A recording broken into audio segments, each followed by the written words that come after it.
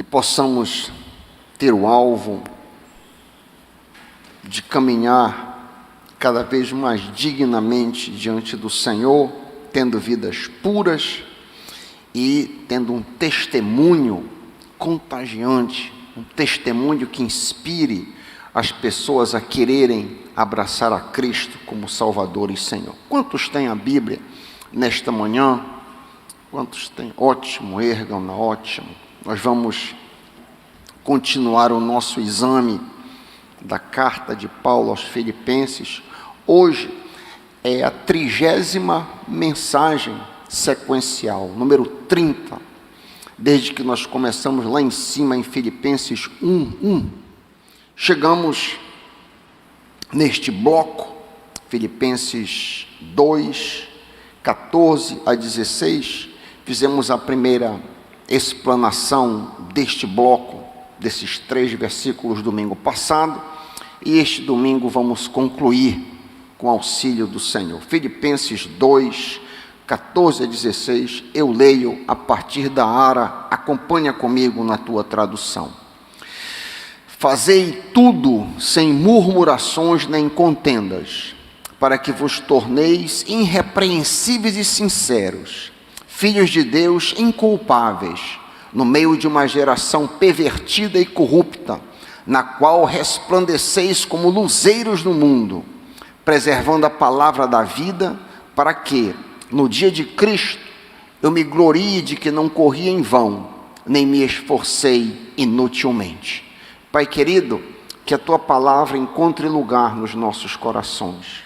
Pedimos que o Senhor repreenda toda distração, todo vaguear de mente, que nós estejamos focados e entendamos a Tua palavra e a coloquemos em prática.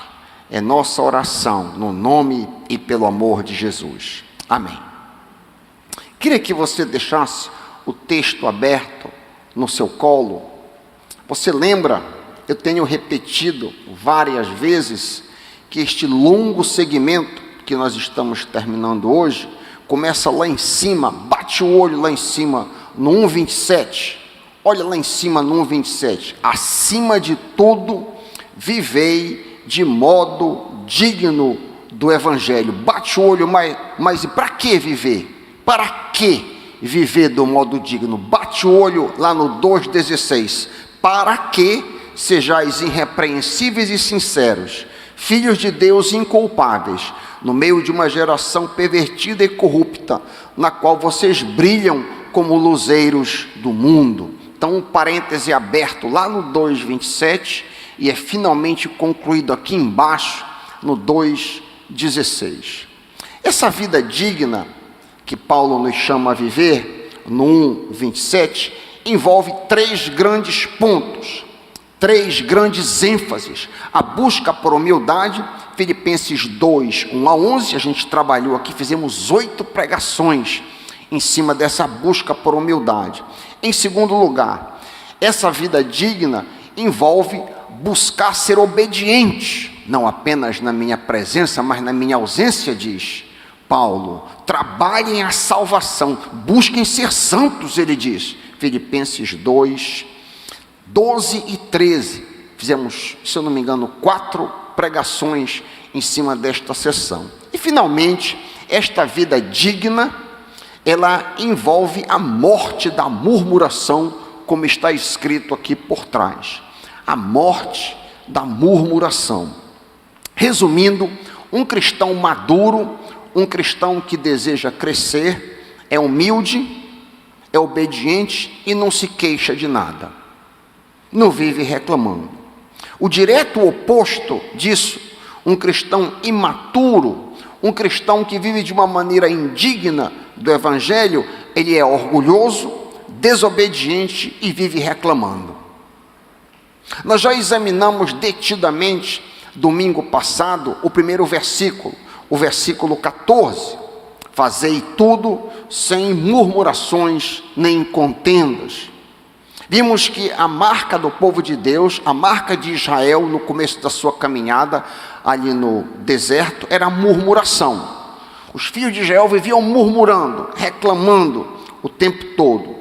diante de todas as provas que Deus colocou diante do povo, eles murmuraram, reclamaram e se queixaram. Após 10 provas, após 10 episódios de murmuração, Números 14, 23, o Senhor então condena, a paciência do Senhor acaba. E o que é que ele faz depois da 10ª murmuração? Ele condena o povo a vagar pelo deserto, até que morra todos de 20 anos para cima, os que dentre vós contra mim murmurastes. Números 14, 29. Por que razão Deus detesta a murmuração? Que motivo Deus odeia reclamação? Nós vimos aqui, domingo passado, que a murmuração, reclamar, exalta Satanás. Todas as vezes que a gente reclama, poxa, não deu certo, não dá, não gosta. Murmuração, nós estamos exaltando Satanás. Porque ao murmurar, eu estou dizendo, primeiro eu estou questionando Deus. Por que tu permitisses isso comigo?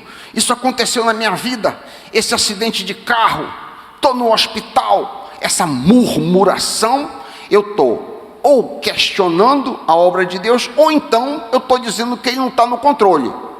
Quem está no controle agora é o diabo. Então eu estou exaltando Satanás sem saber. É por causa disso que Deus não tolera grandes murmurações. Nós também já vimos que o crente maduro não apenas não murmura, mas ele também é inimigo de contendas. O crente maduro, o crente espiritualmente adulto, detesta todo tipo de briga, porfia, bate-boca, disputa, discussões e contendas. A grandeza de um homem experimentado e amadurecido é relevar insultos. Onde é que está escrito isso, pastor? Isso está escrito em Provérbios 19, 11. Olha que texto precioso. Deixa um dedo aí em Filipenses 2, 14. E dá uma olhada o que Salomão nos ensina em Provérbios 19, 11. Provérbios 19, 11. Que texto tremendo. A sabedoria do homem lhe dá paciência, e aqui o ponto, sua glória é ignorar ofensas. A glória de um homem maduro, um homem de Deus, uma mulher de Deus, é ignorar as ofensas que são lançadas contra ela. Uma mulher cristã amadurecida não busca se vingar, não busca ir à forra, não busca tomar satisfação. Uma mulher, um homem de Deus, não busca estar dando troco a outrem.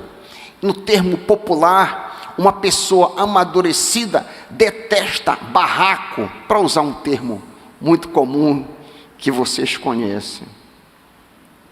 Você, por acaso, foi injustiçada? Você foi insultada?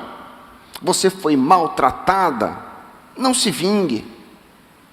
Não se vingue, ao contrário, abre aspas, nunca pague o mal com o mal, diz o apóstolo Paulo, Romanos 12, 17 a 19. Nunca pague o mal com o mal, pense sempre em fazer o que é melhor aos olhos de todos, no que depender de você, vive em paz com todos. Amados, nunca se vinguem, deixe que a ira de Deus se encarregue disso, porque assim dizem as Escrituras, abre aspas, a vingança cabe a mim, eu darei o troco, diz o Senhor. Romanos 12, 17 a 19.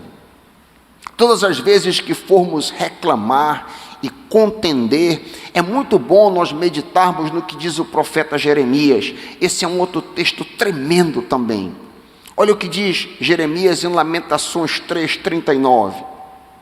Lamentações 3, 39. Todas as vezes que nós formos reclamar de alguma coisa, todas as vezes que nós formos murmurar de alguma situação nas nossas vidas, olha que texto. Por que se queixa o homem? Interrogação. Por que se queixa o homem? queixe-se, responde Jeremias, queixe-se cada um dos seus próprios pecados.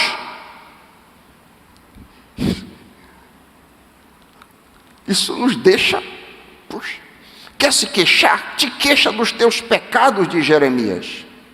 Ao invés de murmurar e brigar com o próximo, cada um de nós deve considerar e meditar os nossos próprios erros, os nossos próprios pecados. Essa é uma excelente maneira de nós desenvolvermos a nossa salvação com temor e tremor, de nós maturarmos. O meu caminho para crescimento em santificação, o caminho para o desenvolvimento da minha salvação, perpassa fazer tudo sem murmurações nem contendas. Ao invés de murmurar e contender diante de situações adversas, eu devo, ao contrário, agradecer em todas as situações, pois essa é a vontade de Deus para nós em Cristo Jesus. Amém, meus irmãos? Eu nem sempre tenho sucesso nisso, mas de vez em quando o Senhor tem me dado sucesso, porque uma coisa é você não murmurar, outra coisa é você, além de não murmurar, agradecer. Eu acho que isso aí a gente já atingiu um passo. Mas eu me lembro de uma batida de carro aqui que eu tive, eu ia atravessando aqui, o ônibus me pegou por trás, e não é que eu tive, graças a Deus estou inteiro, não estou ferido. Tive a graça que o Senhor me deu de não apenas não murmurar, mas dar graças a Deus em todas as circunstâncias, pois esta é a vontade de Deus para nós em Cristo Jesus. Que desafio que o apóstolo coloca diante de mim e de você. Crentes que nunca murmuram, nem brigam, estão desenvolvendo a sua salvação do pecado, a fim de se tornarem irrepreensíveis e sinceros, filhos de Deus inculpáveis, em meio a uma geração pervertida e corrupta, no qual você resplandece como luzeiros no mundo. E aqui a gente entra no versículo 15, tudo que eu disse até aqui é um resumo do versículo 14 que nós tratamos domingo passado. Entrando então no versículo 15, a vida digna do Evangelho envolve necessariamente crescimento em santificação. Esse crescimento envolve 2 pontos. Existem 2 pontos centrais nos versículos 15 e 16. O primeiro é a nossa purificação. Deus está atrás que a gente se torne mais puro. Em segundo lugar, o nosso testemunho. Deus quer que a gente dê um bom testemunho, que a gente seja luzeiro, luz, onde quer que a gente esteja. Vamos considerar rapidamente esses 2 pontos, então. Em primeiro lugar, a vida digna, 1:27, a vida digna do Evangelho, a vida humilde, a vida obediente, a vida sem murmuração nem contenda, enfim, a vida que está buscando a santificação, vai produzir crescimento em pureza. Crescimento em pureza. Isso está na parte A do versículo 15. Parte A do versículo 15. Para que vos torneis irrepreensíveis e sinceros. Ué, pastor Raik, eu não vi a palavra pureza aí. O que eu ouvi você dizer foi irrepreensível e sincero. Não estou lendo puro na minha vida, aqui na minha Bíblia. As 2 palavras, irrepreensível e sincero, podem ser entendidas e traduzidas de diversas maneiras. Acompanha comigo o seguinte raciocínio. O primeiro adjetivo, irrepreensível, também pode ser traduzido ou entendido como sem defeito ou sem falha. Ele aparece, por exemplo, para descrever os pais de João Batista. Essa mesma palavra grega aparece para descrever como que os pais de João Batista se comportavam. Lucas 1:6. Lucas 1:6, lá nós lemos que o casal era justo diante de Deus, vivendo sem falhas, irrepreensivelmente, em todos os mandamentos do Senhor. Zacarias e Isabel não falhavam em cumprir os mandamentos do Senhor. A mesma palavra irrepreensível, a palavra grega que está por trás da palavra irrepreensível, aparece também para descrever a obediência de Paulo aos aspectos externos da lei de Moisés. Isso está em Filipenses 3:6. Tu está com Filipenses aberto no teu colo? Passa uma página. A gente acabou de ler o 2:15. Olha o 3:6. Essa palavra vai aparecer de novo. Quanto ao zelo perseguidor da igreja, quanto à justiça que há na lei, está aqui. Irrepreensível, sem defeito. Paulo se esmerava para ser perfeito no cumprimento da lei de Moisés. O segundo adjetivo, sincero, irrepreensível e sincero. Sincero, essa palavra também pode ser traduzida como simples. Ela pode descrever o comportamento das pombas, como Jesus a usa em Mateus 10:16. Mateus 10:16, Jesus diz: eis que eu os envio como ovelhas para o meio de lobos. Portanto, sejam prudentes como as serpentes, está aqui a palavra, simples como as pombas. Lá no nosso texto está traduzido como sincero, em outro contexto está traduzido como simples. Também a mesma palavra sincera pode ser traduzida, pode ser entendida como inocente. Em Romanos 16:19b, a gente lê, Romanos 16:19, parte B: quero que vocês sejam sábios quanto a fazer o bem e permaneçam inocentes de todo o mal. Então, vemos que essas palavras gregas, irrepreensível e sincero, podem ser traduzidas de diversas maneiras. Como resumir isso tudo que eu disse e entendê-las? O batista reformado John MacArthur diz o seguinte, abre aspas: Paulo está usando essas duas palavras para dizer essencialmente a mesma coisa. Nós devemos ter uma vida pura.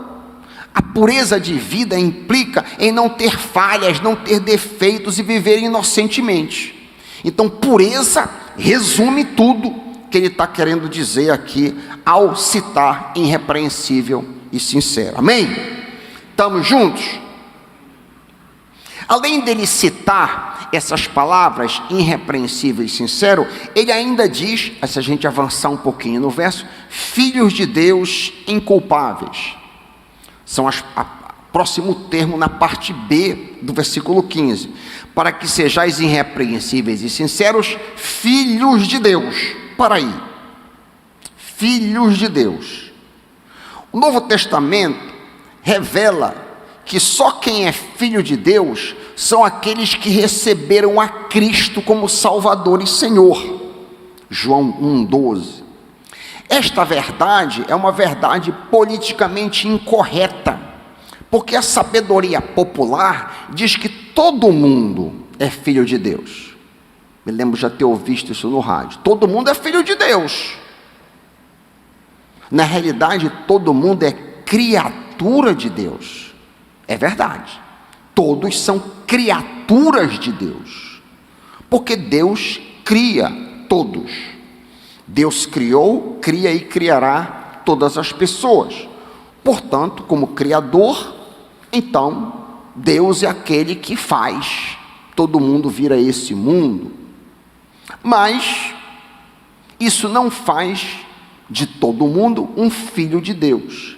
Filho de Deus, segundo nós lemos em João 1,12, é aquele que se torna filho de Deus por receber a Cristo como seu Senhor e Salvador. Embora todos nasçam neste mundo como criaturas de Deus, a esmagadora maioria das pessoas, pasme, é filho do diabo. Puxa, pastor Raik, aí o senhor bateu com força. Jesus diz da nata de Israel, o melhor de Israel, ele diz, ouçam as palavras de Jesus, não as minhas, João 8,44a, João 8,44a, vocês são filhos do diabo e tendes vontade de cumprir os desejos do vosso pai. Será o creme, a fina flor de Israel. Note bem que a Bíblia não permite ninguém neutro. Não existe neutralidade nas Escrituras. Ou você é filho de Deus, ou você é filho de Satanás, como lemos explicitamente em 1 João 3,10. Eu tenho consciência que isso aqui é politicamente incorreto, afronta muita gente, mas não entendam como minha palavra. Leia o texto, leia 1 João 3,10, e aí então diga, na realidade não é o pastor Heinck que disse, quem está dizendo é o Novo Testamento. Então, aquele que se aborreça com a Bíblia e não comigo. A pergunta fica sendo a seguinte: mas como é que eu posso saber se eu sou filho de Deus ou se eu sou filho do diabo? Simples. A gente pode saber se somos filhos de Deus ou filhos do diabo pelo fato de que o filho de Deus odeia o pecado. O filho do diabo não odeia o pecado. Eu posso aplicar isso na minha vida e você pode aplicar à sua vida. Você detesta o pecado, olha só o que eu estou dizendo. Eu não disse que o filho de Deus não peca, não foi isso que eu disse. Todos nós pecamos, todos nós somos imperfeitos. Mas a diferença é que o filho de Deus detesta pecar. O filho do diabo não tem grandes problemas com pecado. Está aí a marca para a gente se avaliar em que categoria nós caímos. Além da gente considerar a questão da pureza, nós dizemos que a vida digna do Evangelho, a vida humilde, a vida obediente, a vida sem murmuração nem contenda, a vida que está buscando santificação, dá um bom testemunho. Dá um bom testemunho. Paulo nos diz em Filipenses 2,15 que os filipenses deveriam se tornar filhos de Deus inculpáveis. Inculpáveis, ou seja, uma vez que os filipenses haviam sido salvos em Cristo, eles precisavam crescer em santificação, crescer em pureza, para fim de darem bom testemunho ao mundo ao seu redor. As pessoas deveriam olhar para os filipenses e serem capazes de ver pessoas que de fato resplandecem como luzeiros, ou não ter como culpá-los, daí o nome inculpável, filhos de Deus inculpáveis. A vida de um cristão deve ser bonita.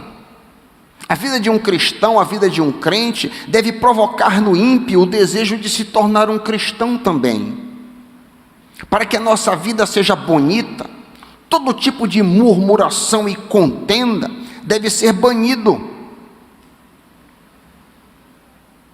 Reclamações e brigas são comportamento de crentes infantis.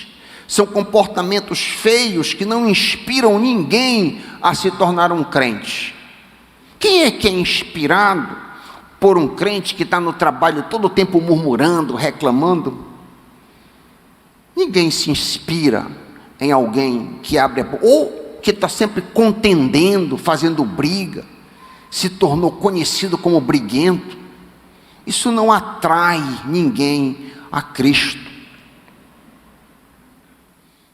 O testemunho que Deus espera de nós é justamente a vida digna, 1,27, que inspira as pessoas a se tornarem discípulos de Jesus. O contexto maior deste texto, deste verso 15, que estamos examinando, tem seu norte, tem seu ponto de partida, lá no 1,27, vivei acima de tudo de modo digno. O que implica, em que implica essa dignidade? Versículo 14, fazei tudo sem murmuração nem contenda. Por que devo eu agir assim? Para me tornar puro, irrepreensível e sincero, e dar bom testemunho como filho de Deus inculpável, em meio a uma geração perversa e corrompida, no qual eu resplandeço como luzeiro. A igreja de Filipos estava localizada em uma cidade opulenta, uma cidade rica, cheia de imigrantes, com forte paganismo e acentuada cultura romana. Daí o nome da cidade, Colônia Augusta Júlia Filipenses. Havia adoração para um enorme panteão de deuses itálicos, entre eles Júpiter, Juno e Marte. Divindades gregas não tinham grande destaque, mas os antigos deuses trácios, nativos da região, continuavam a receber culto. E nessa salada cultural aí, cheia de imoralidade, de engano, grosseria, violência, etc., Paulo classifica-os como uma geração pervertida e corrupta. Filipenses 2,15b, está aí na sua Bíblia. Esse caldo cultural, a cidade onde a igreja estava inserida, Paulo diz, é pervertido e corrupto. Como Paulo chamaria a nossa cultura? Como Paulo avaliaria a cultura brasileira? O que o santo apóstolo diria se ele visse os desfiles das escolas de samba, o culto da carne, o famoso carnaval, tão característico da nossa cultura? O que pensaria ele? O que este homem de Deus diria da prática comum de assassinato de crianças no ventre, estimado em mais de 500 mil no ano de 2016 pelo PNA, Pesquisa Nacional do Aborto? Qual seria a impressão de Paulo se visitasse as nossas universidades, se sentasse nos bancos e ouvissem ali os professores ensinando? Qual seria a impressão que o apóstolo teria? O que pensaria Paulo da fornicação desenfreada vista pela um enorme número de motéis nas cidades brasileiras, onde quer que você vá? O que pensaria Paulo dessa cultura? O que pensaria Paulo do infinito número de adultérios virtuais que são cometidos na tela da internet? O que pensaria Paulo da promoção da destruição da família pelo esgoto das telenovelas e da imoralidade geral que graça em nossa cultura? Que juízo faria Paulo do cognominado direitos humanos, tão prevalente e propalado? São perguntas norteadoras. O que acharia o crente Paulo dos desvios de verbas tão corriqueiros nos diversos escalões sociais e políticos da nossa nação? Enfim, qual seria a opinião do apóstolo do nosso famoso jeitinho brasileiro? Eu acho que a nossa cultura não seria considerada menos pervertida e corrupta do que a cultura dos filipenses. Tanto eles, no primeiro século, aí vai a chamada, tanto os filipenses, no primeiro século, como nós, no século 21, somos chamados a dar testemunho, a resplandecer como luzeiros no mundo. Ou seja, em meio às densas trevas e à podridão moral em que vivemos, nós somos chamados a ser luz. É isso que lemos, por exemplo, em Efésios 5:8. Vocês eram trevas, diz Paulo, refletindo em um tempo que os efésios não eram crentes. Vocês eram trevas, mas agora são luz do Senhor. Vivei como filhos da luz. Aí o chamado para mim e para ti: vivei como filhos da luz. Deve haver uma diferença gritante entre o modo de viver de um crente e o modo de viver de um não crente. As nossas palavras, a nossa postura, as nossas escolhas, as nossas atitudes, a nossa mentalidade, o nosso comportamento, enfim, a nossa vida deve ser uma vida diferente da vida dos ímpios. Olha o que Paulo diz na sequência, no 16a, Filipenses 2,16a, preservando a palavra da vida. Para aí. O que significa isso? O que significa palavra da vida? O que Paulo está querendo comunicar para mim? Palavra da vida é o Evangelho, é Jesus Cristo. Exatamente isso nós lemos em 1 João 1, 1 e 2. 1 João 1, 1 e 2.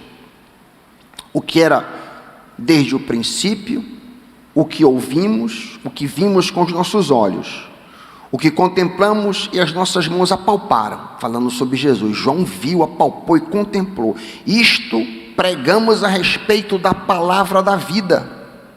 A vida se manifestou, Jesus se manifestou. Nós ouvimos e dela testemunhamos.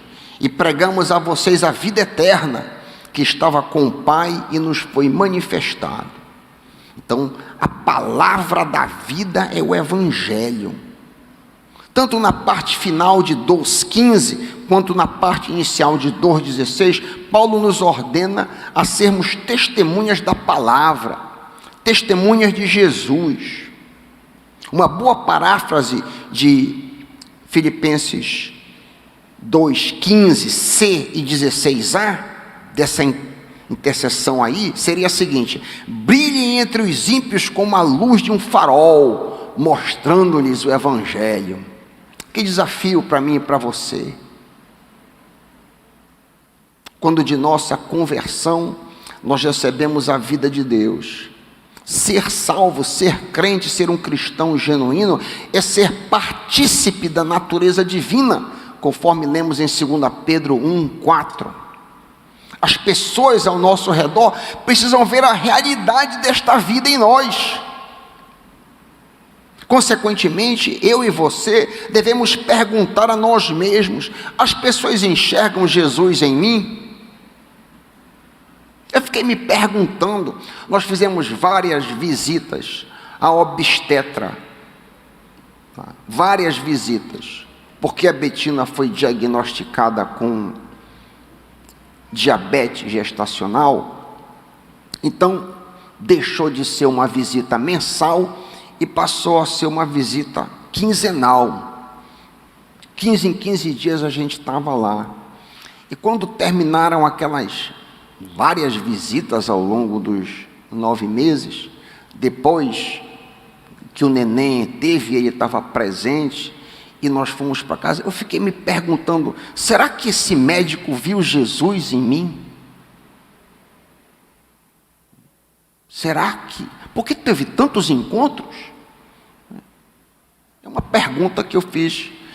Quando eu prego para mim também. Nós estamos juntos nessa luta. Eu pergunto: será que o médico, esse homem, viu Jesus na minha família, na vida da minha esposa? As pessoas enxergam Cristo em você? As minhas palavras revelam que eu sou filho de Deus, ou eu sou um notório murmurador? Eu sou conhecido como murmurador. O meu comportamento revela a vida do Senhor em mim, ou a minha vida é cheia de briga e de contenda com as pessoas? Como eu sou conhecido por meus familiares? Estamos perguntando a nós mesmos, cada um de nós. Como eu sou conhecido por meus familiares, por meus colegas e pelos meus amigos?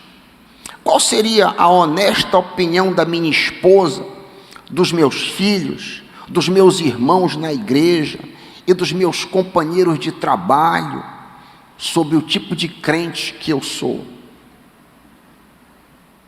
Nós iniciamos esta longa sessão em Filipenses 1:27, onde lemos o imperativo para mim e para você: vivei de modo digno. A vida do crente é para adornar, embelezar a mensagem do Evangelho. Paulo esperava que os filipenses fossem conhecidos por terem um ótimo testemunho, fruto de uma vida pura.